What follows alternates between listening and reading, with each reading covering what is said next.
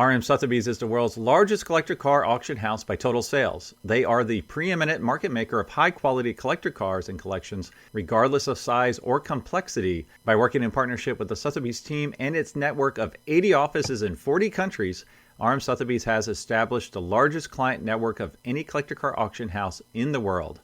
Join the RM Sotheby's family by connecting with one of their car specialists at rmsotheby's.com or contact me directly at GStanley at rmsotheby's.com.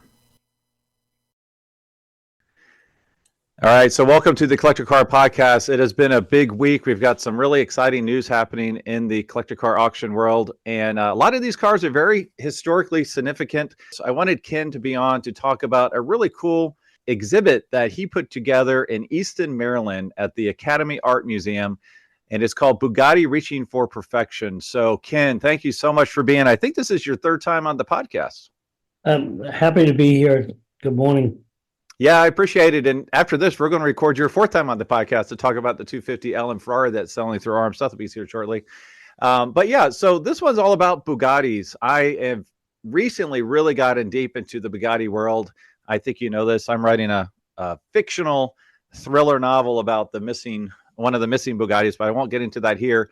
So you suggested I drop by this gallery in Easton, Maryland, and I was just blown away because it's not only about the Bugatti, the cars, but it's about the family and what an artistic family it was. So if you would, could you give us like an overview about not only the exhibit, but what listeners can expect to see, as well as what it took to get it together? I'll be happy to do that. So all credit to Lee Glazer, who's the senior curator at Academy Art Museum in Easton.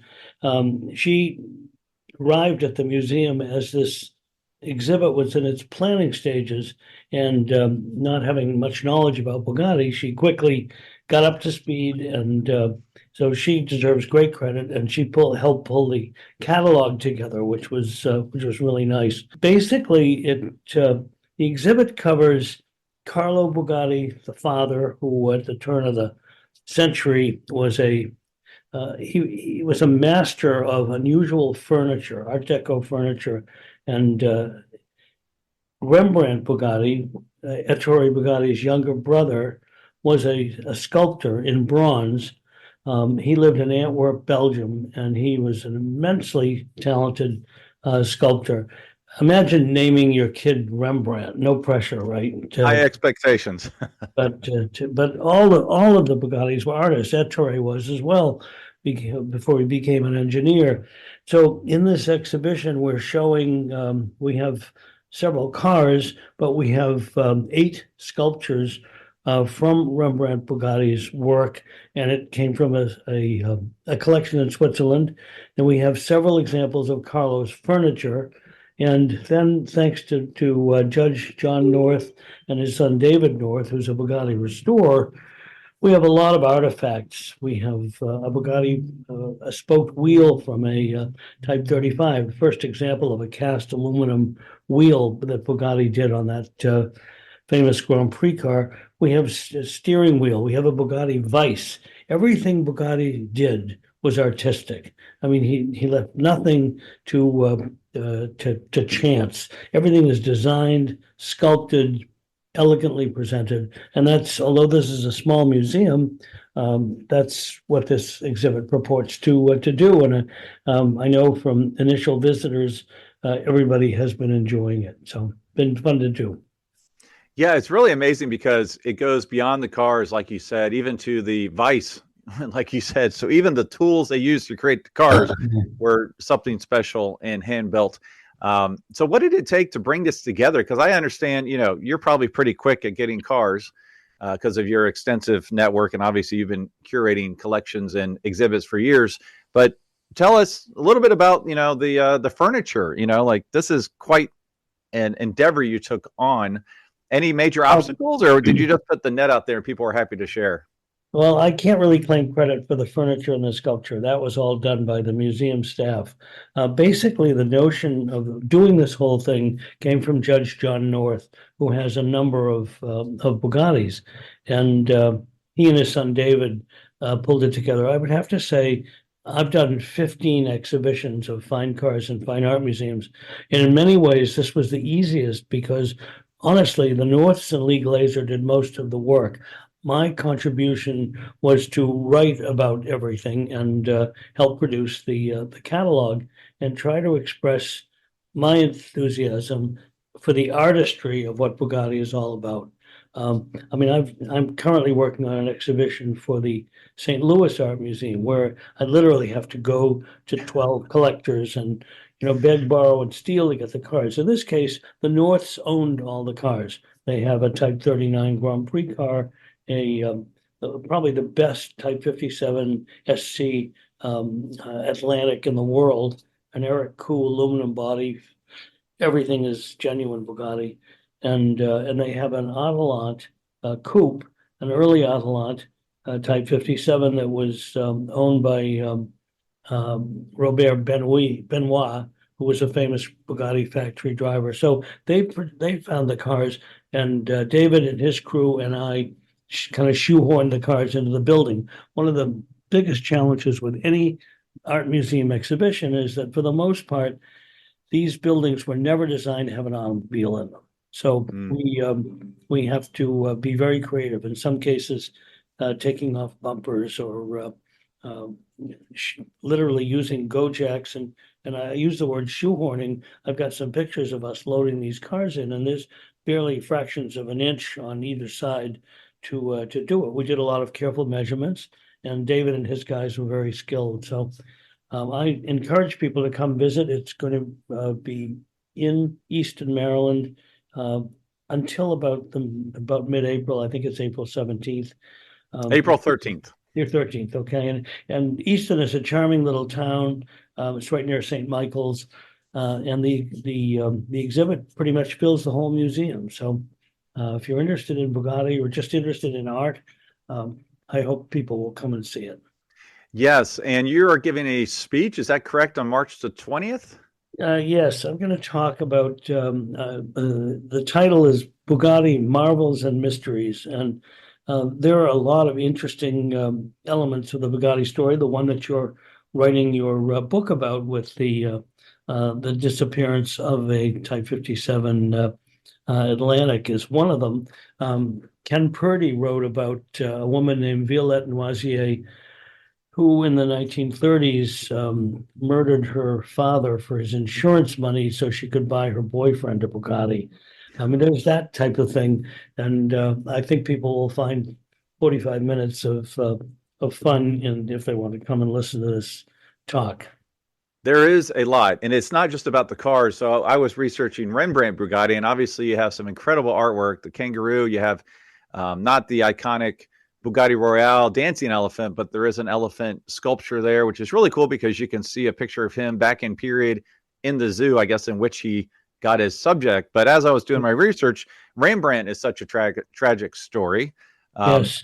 I've heard two different stories that the dancing elephant, two different stories. One is that he created it in 1903, and then many decades later, they decided to use it for the Royales. The other one I heard is that during World War I, he witnessed zoo animals being butchered to stave off starvation, and to kind of get out of that crazy world he was in, he created the dancing elephant, and then sadly he took his life just maybe 4 years later. So which story is correct? Have you been able to dig that up in your research? Well, the generally accepted theory is that he was terribly saddened by the fact that these animals that he loved and he was permitted to go get in cages, be close to the animals, and when they were being done in, he, as you said, he took his own life very sadly. He and Etcheray, I think, were competing for the affections of Barbara, who Etcheray married, and that might have been an element as well. But I think it's really the fact that the animals were destroyed was what put him over the edge. Right. Yeah. So now, do you have a favorite? Let's play a little game here. Pick your favorite piece of furniture, your favorite sculpture, and your favorite car in the exhibit. Because it's the Atlantic is obviously amazing, but there's a couple other cars in there that kind of were a curveball for me. Well, Jay Leno likes to joke, when people ask him about his favorite car, he always says, "Which of your children is your favorite?" But I would have to say I've always been a fan of the Bugatti Atlantic. It's just it looks like a car Jules Verne might have created with the rivets and the spine and all the rest. So that's hands down.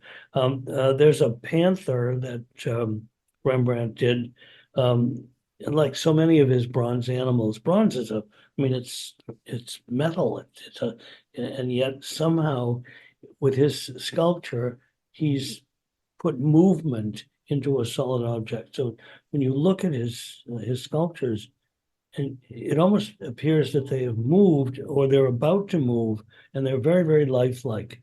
And I don't know how he did it, but the Panther is one of my favorites. And then I really like all the furniture. And I think we have a couple of photos of rooms full of Carlos furniture, and it kind of reminds me of what it must have been like to break into King Tut's tomb. There's an Egyptian quality to this, and it's really bizarre. I mean, it doesn't even look as though you could sit in these things, and yet if you were in that room, you'd be transformed into another century. So I'm not sure I want it in my house, but I'd like to admire it.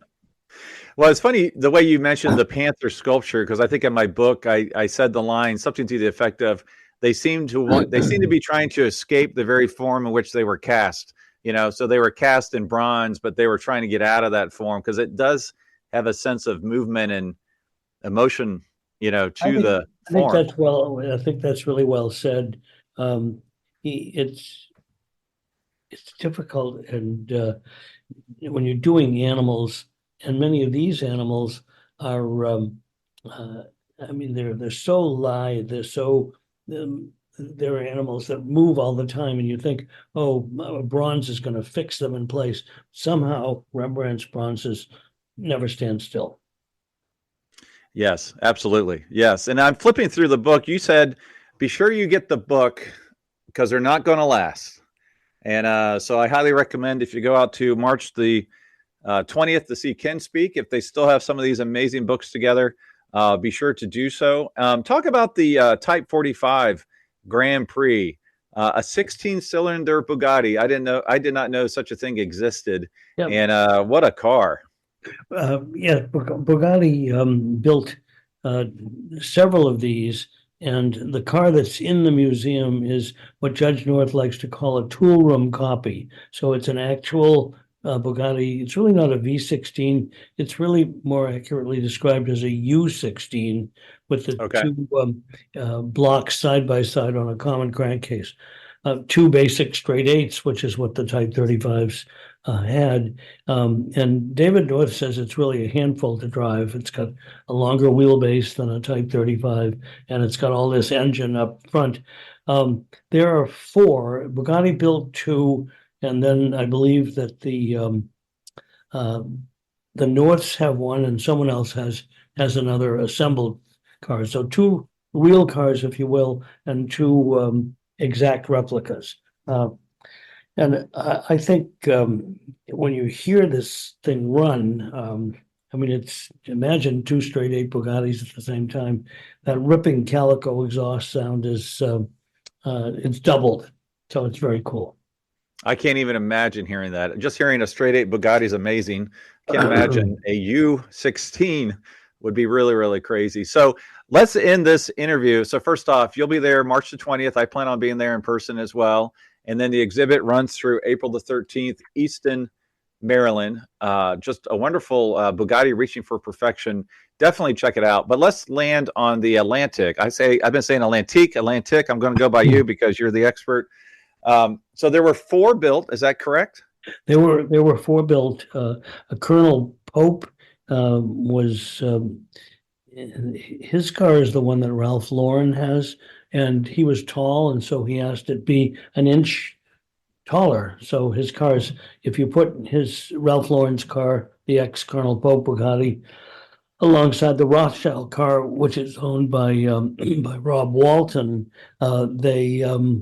there's slight differences in the height, and Then there was another car that, gosh, I'm blanking on the name of the Frenchman who owned it, but he was teaching his mistress to drive, and the car Chicard. stalled.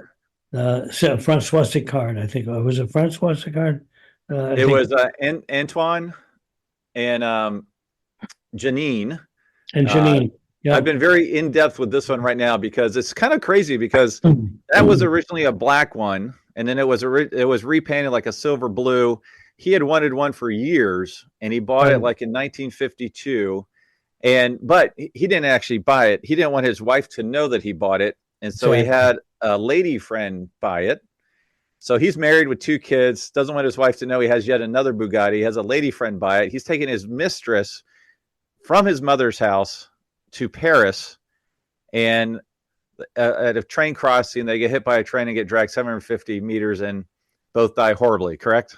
Yes, yeah, they were both killed, and the that immediately several lawsuits ensued. The SNCF, the French National Railway, the mother of the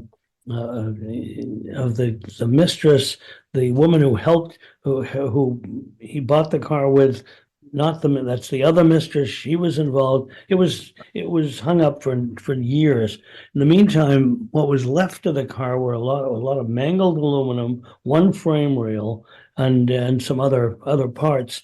A man named Seydoux, my understanding is he tried to restore it, and subsequently it came to Paul Russell, who took apart the restoration and apparently grafted in whatever aluminum they could save that had been in this wrecking yard while they were waiting for the lawsuits to happen. So to make it even more complicated, this third car was restyled a bit. The hood is a little bit longer. The tail is different. It's very pretty. Some people think Fagoni did it, but we don't know. And that car was restored, and it's currently owned, I believe, by a man in Europe. It's Yes, I to believe me, there's a French. I think it's the most beautiful of them all.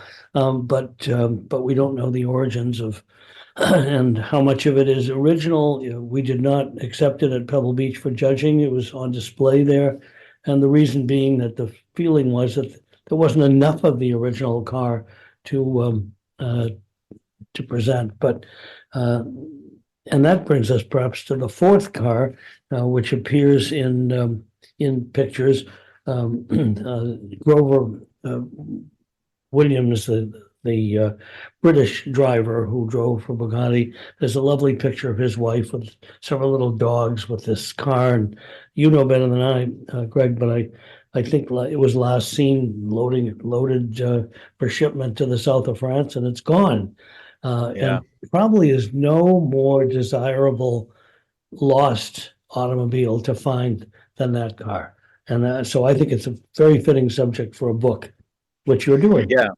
I appreciate that. Yeah. And I was so thrilled to hear that the one that the North recreated is, like you said, one of the most accurate and most beautiful ones ever. So I took a million pictures of that car while I was there because it really is something to behold in person. And I am thrilled to see it again. So did you have a chance to sit in that car, to drive that car? I imagine it's pretty tight to get in there. I was a passenger in the Rothschild car. I didn't drive it, but I did drive the replica Aeroleith, which was made of magnesium and done by the Guild of Automotive Restorers and David Granger up in Canada. And I drove that car, and it was the prototype for these Atlantics, and very exciting car to drive.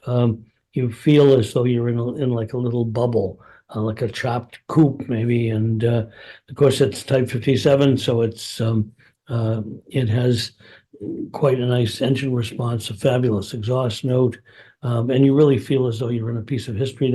That car was commissioned by Chris Orstrom, the head of the World Monuments Foundation, and subsequently it's been sold, and I think it's in Europe now. But the Atlantic of maybe all the cars in Bugatti's extraordinary repertoire, the Atlantic kind of shrouded in mystery a little bit. But we also have on display an Autolant. The Autolant was really the production version of the Atlantic. It's a bit bigger, it's a lot more comfortable, a little more practical. So we have them side by side in a room, display room. So when you come to see the exhibit, it's unusual to see either, but to see the two together gives you a whole perspective on what they look like, how they relate, and how they differ. Yeah, for sure. Yeah, one's much more user friendly, I guess, is the best way to put it. And just to go back to the aerolith, so that was the first prototype, and apparently it was made out of 98% magnesium and called, I believe it was called Electron. It was And called that car Electron. disappeared, correct? Like this, there was rumors it burnt up in a factory fire because it was so flammable, but it kind of disappeared, didn't it? It's really unclear as to what happened. Some people even think there were two of them. They did show, they showed an Atlantic at the London and the Paris motor shows in 1934 or 5, I guess, before they started production of the Atlantic itself. Electron as a company is still in business. So Wow. when David Granger decided to make the panels for this car out of electron alloy, he went to electron because magnesium, it's very difficult to weld it without it catching fire. And he said, can you tell me how to do this? He told me this. And they said, we have no idea. If you figure it out, let me know. And David said that magnesium is, you can shape it the way you might aluminum, but it wants to regain its original shape. And so there was a lot of work involved in building this body out of electron alloy. And when they started with flat sheets and they had to form it, and so he said, I don't even know what this thing cost, but apparently it was staggering to do it. But it's nice because I'm not all for replicas, but if it doesn't exist, it's terrific to create an exact copy so people can see what it looked like. And this car is also painted a color they call creme de menthe. It's kind of a, well, if you think of creme de menthe liqueur, it's a shade of green, a light green. And apparently there were some original paintings of this car, which is where David and his restoring group figured out what the color should be. So it's as close to the original as could possibly be. And if you ever get a chance to see it, it's magic. I'm actually trying to see it, and it is hard to track down. So, and the interesting part was, just to wrap up on the Atlantics, is the jump from that car to the Atlantics. They changed it to more non-flammable alloy, correct? And they, Yes. to But they honor kept the rivets. right, yeah, they kept the rivets, the riveted spines, which is so Yeah. iconic about the Atlantics, and so beautiful. And where does the name come from? I found out it came from a guy named Jean Mermoz. So he was a pilot, a French pilot, the first to cross the Atlantic, and he was a friend of Jean Bugatti's. And apparently, he and his crew disappeared one day over the Atlantic, and so to honor him, they named it the Atlantic. So do you have any guesses as far as where the missing La Voiture Noir, the missing Bugatti Atlantic is? Any guesses? Well, I'd like to think that somewhere outside of Marseille, it's covered in blankets in a garage. I mean, I like that. That's as close as I could do. A quick note on this too. Jean Bugatti was a very talented guy and designer and so forth, but he worked with a draftsman named Joseph Walter, who doesn't get a lot of credit. But most of what Jean Bugatti did with respect to design, the drafting work and a lot of the completion work was done by Monsieur Walter. So he should get some credit in this. And with respect to your question, I think this car is just too beautiful for anyone to have destroyed it. So I hope that it's alive, and I can't wait to see your treatment of what you think happened and all the people chasing it. So that's awesome. Well, let's close this episode by telling us, where will you be next? So now this won't post for probably 2 weeks or so. I know you're traveling all over the country and all over the world, judging incredible cars. I know you judge at Pebble Beach. You said you'll be at the time that this comes out, you will have just judged at Cavalcade down in Miami. Where can I folks find you in the future? I'm going to Lugano again to that event. I believe I'll be at Villa d'Este. Those two events back to back last year were kind of the thrill of the year for me. I've had the good fortune to have judged at many concours around the world, and last year my wife and I figured out we went to 15 different events, and that's probably 3 or 4 too many. So we'll have to see this year. But I've been fascinated with cars since I was 12 years old, and I bought my first issue of Road and Track. So if there's an event with great cars, I'm probably going to try to be there. Okay, awesome. Well, as always, Ken, thanks for being on the Collected Car Podcast, and I'll see you on March 20th. Okay. Look forward to it.